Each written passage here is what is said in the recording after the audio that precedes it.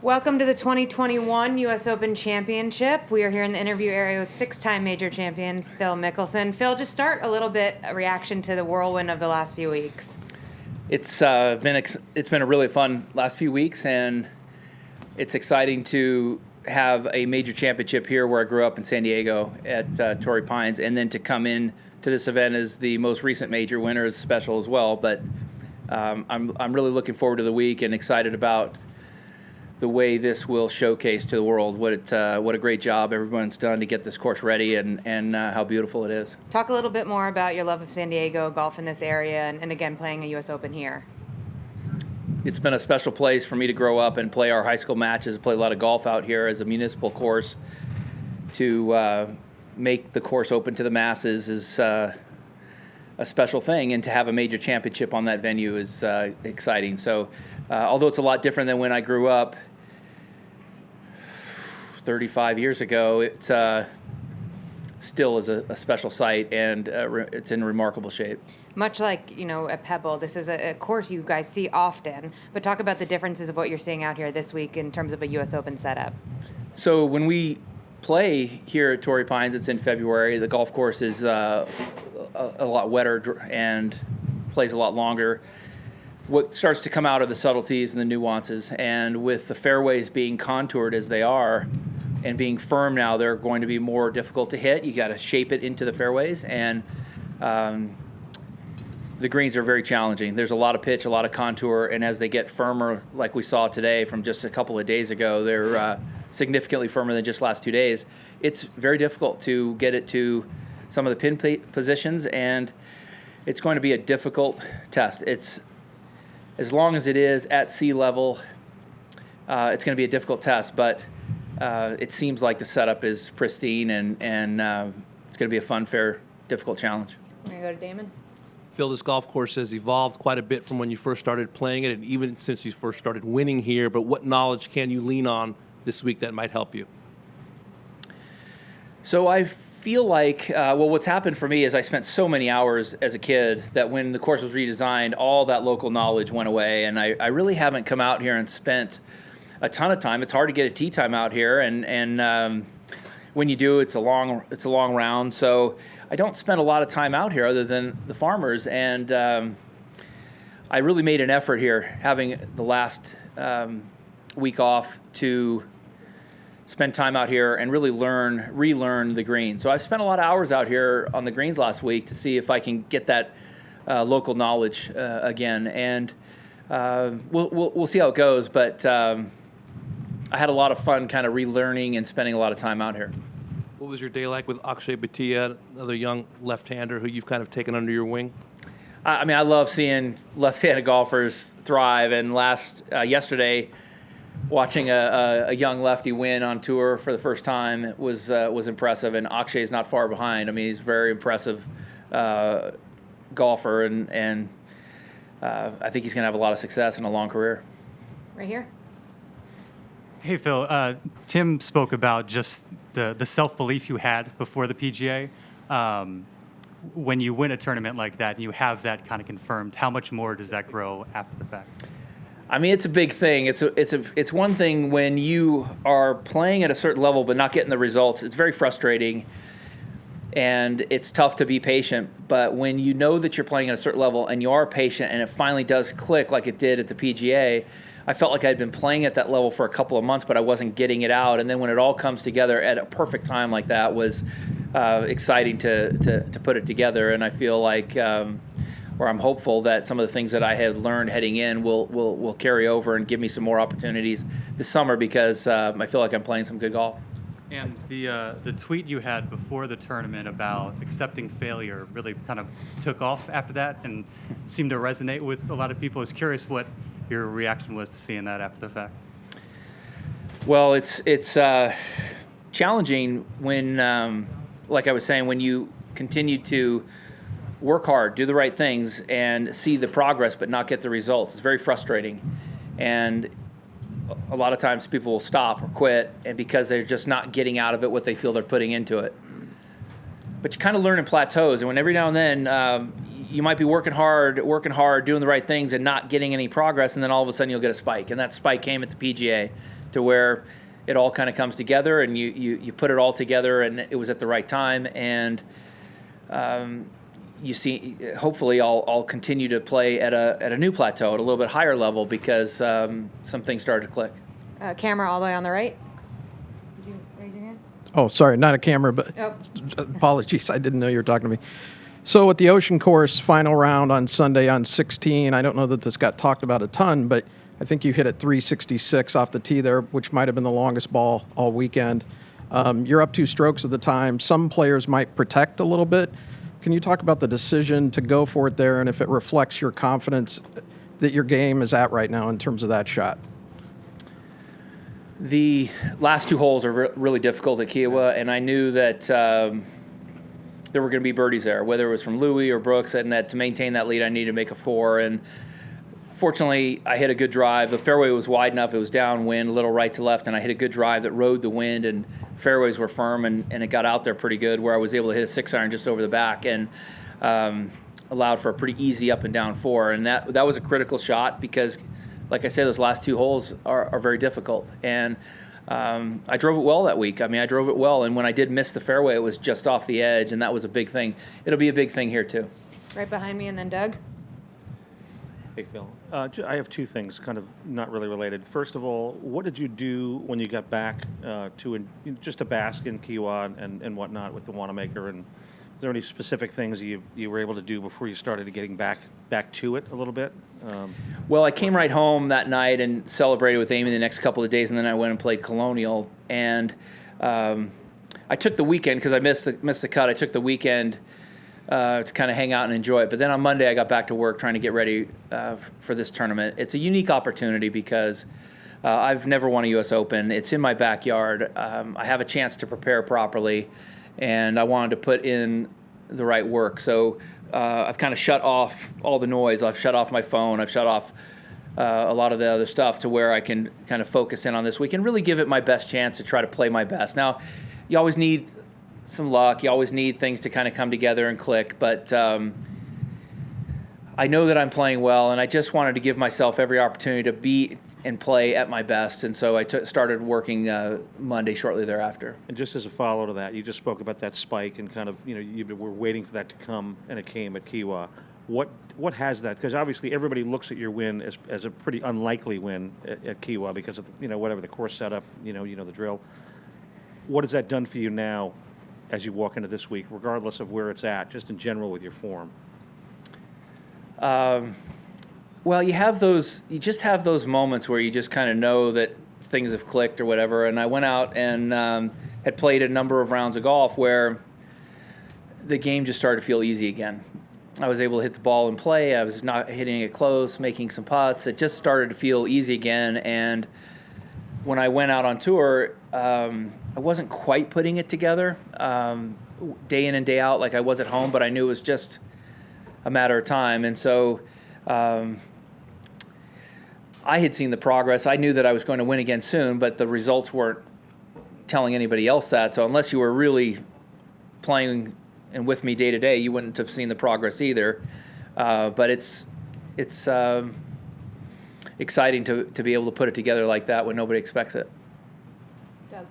Phil, can you give us an idea of what kind of work you put in last week? How much time you were out here? Exactly what you were, concentrating on the most?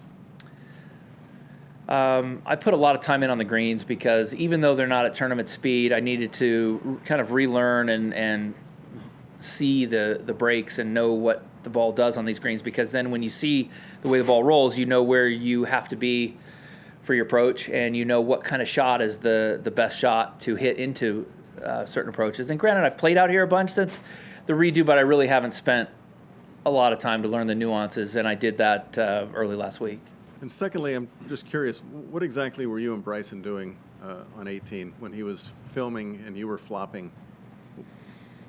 It was fascinating to look at. There's a kind of a misunderstanding on how the flop shot works. Bryson and Chris Como, they understand it, which is you hit the ground first and then the club bounces into the ball. And most people try to kind of like flip with their hands and catch the ball first. And they were getting a close up of how I drive the club into the ground first and then it bounces into the ball. So it's just, I guess there was a conversation amongst a bunch of guys, and Chris just wanted to show the evidence because he's right in that you actually hit the ground first before on a flop shot. Behind me. Phil, I'm interested in your friendship with Tom Brady, and if you've gleaned anything from that as to competitors and sort of where his game is and what you've maybe picked up from him. So I've been fortunate to spend time with him, and when I'm around him, I learn a lot. I learn a lot by just watching and observing the dedication, the hard work. I mean, when we would go play at Augusta and he'd stay at the cottages, he would be up hours before we'd play. He'd go to the gym and he'd do just a bunch of band work for an hour, just getting his shoulders and his knees and his hips and everything firing and activated. And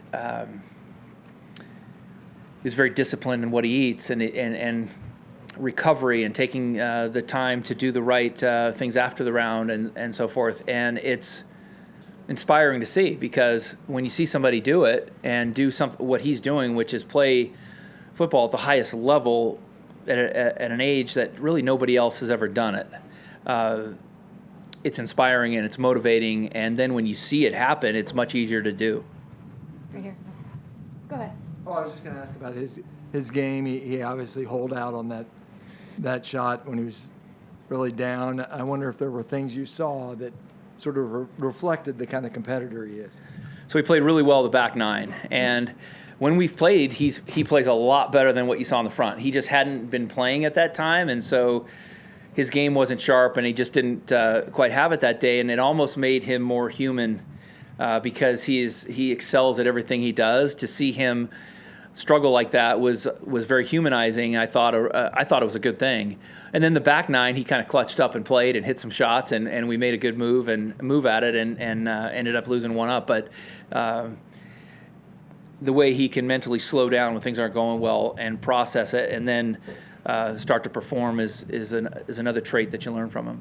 Here, center right. Phil, you played a lot of golf with Xander and got to know him a little bit.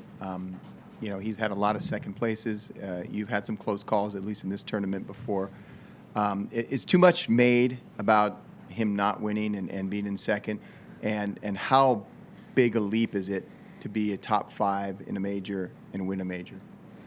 So I would just say that I was 33 when I won my first major. He's significantly younger than that, and he is an incredible talent.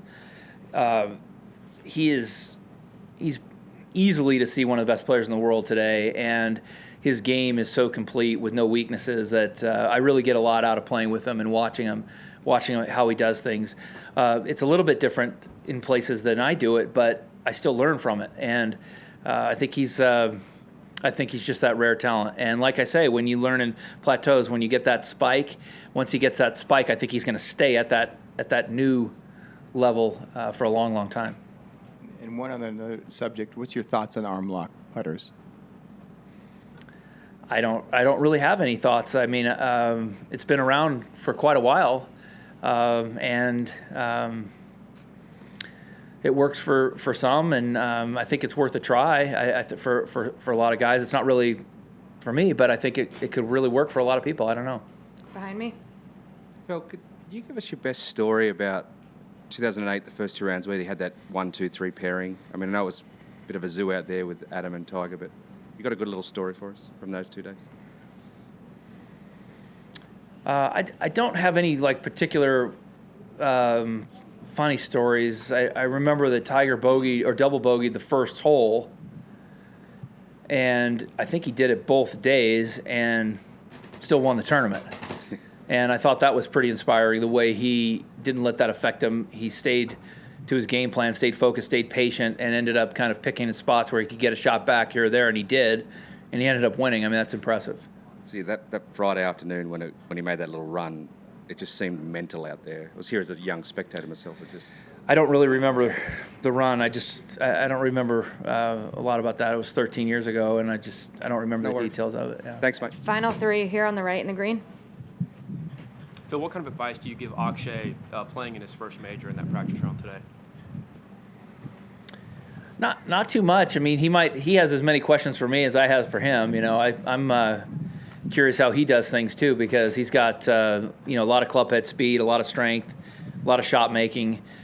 He might ask me a few things on chipping. I might ask him a few things on clubs. I mean, I always see our new equipment at Callaway in his bag. So he had a new hybrid, a new 3-wood. I haven't seen those yet, and it's always fun to go through a bag of another left-handed player. Todd. Hey, Phil. Hey, Todd. For you real quick. Beyond the redesign of the South Course, how much has this property changed since you first started playing here? The lack of trees in particular. I mean, it just seems so much different than when you first started playing here. How do you view that? Is that a positive, negative? I mean, the evolution of the course has been so slow over the years, you almost don't notice it until you look at 30 years ago and today. But the views seem to be more open. I like the way some of the holes have gotten rid of some of the rough to open up the canyon and bring that in play and allow it to be a little bit more friendly for the average guy, but yet difficult for the good player because the canyon's in play. 17's a good example. There used to be a lot more rough on the left side. Now the canyon's the hazard. I think that's cool. But the views without as many thick, dense trees certainly open up the ocean views and make it spectacular. Mini driver this week? What's going into the bag from a mini driver standpoint? Just a 2-wood. I call it a 2-wood. It's a mini driver, but just a 2-wood. I think at least half, if not a fraction more of tee shots will be with that club, just because the way the fairways are a little bit firmer than Farmers. The ball runs out, so it gets down there in a pretty good spot. And there's a lot of holes where it kind of turns or tightens, and I don't really want to get to that spot. I mean, if you look at 4, you get it down too far, it starts to pinch in by the canyon, and you look at the contour on 7, how much that fairway pitches. I really don't want to get it down there. So that 2-wood, I'll call it, is seems to fit the right yardage on a lot of those holes for me. Different from Kiowa? The different club from Kiowa? So I go through a few heads, and this is a different head than I had there, but it's same loft and just about as same as can be. Last question, Bob. Phil, your comments earlier about coming out and trying to learn the course, last week or whatever.